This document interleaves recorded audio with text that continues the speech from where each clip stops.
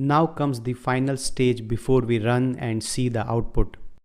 Inside the component, we will have to make few changes where we are dispatching the action. Let's straight away make those changes. I will first of all go to the purchase component. Now I'm not going to import this action, so I will comment the purchase action and I'm going to import the purchase action that is being exported in the product slice. Let me open the product slice once again. Here we have exported the purchase and delete item. So here inside the purchase component, I'm going to import that. So I'll say import purchase from store/product slice. The next thing is we already have this object, and here you see that we have dispatch method in which we are passing the object. Now this I'm going to comment and I'm going to dispatch the action creator way. That is, I'm going to write the function purchase and inside this I'm going to pass this obj. Now let me also inform you here that whatever you pass inside this purchase or maybe the action creator, that is passed as a payload.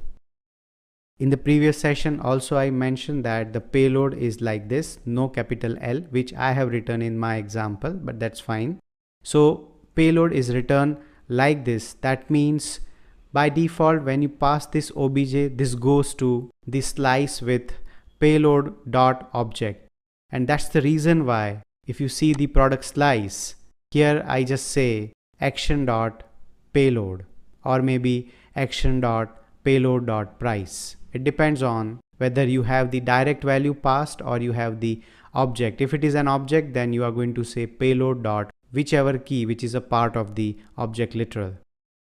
So now this component is done, nothing else, there is no more change we have to do.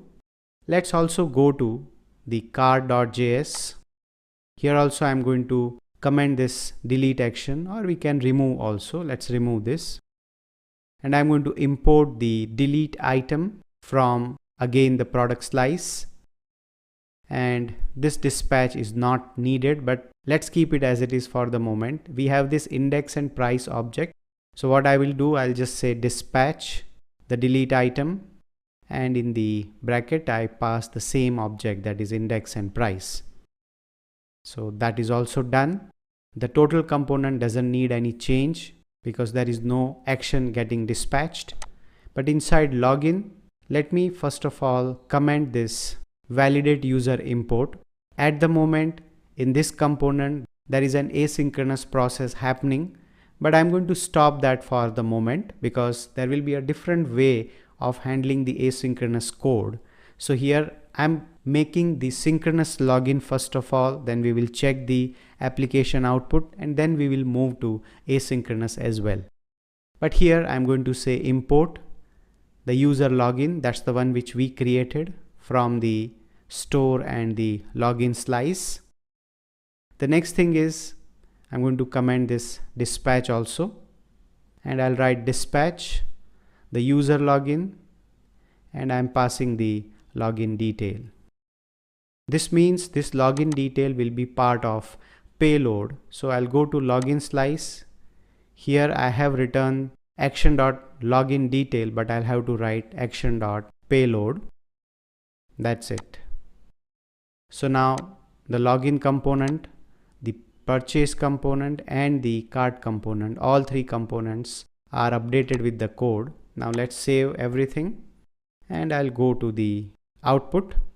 Now I can select manager, you see, end user. I can select the values from the product list and I can remove that. The total is also getting updated. So all the functionalities are now working the way it was working with Redux, but the only difference is now this code is with the Redux Toolkit. There is still the asynchronous portion missing, so that we will see in the coming sections. Let's discuss relative questions. The first question is explain the dispatch action flow with Redux Toolkit. So when you are working with Redux Toolkit, this is how you are going to configure.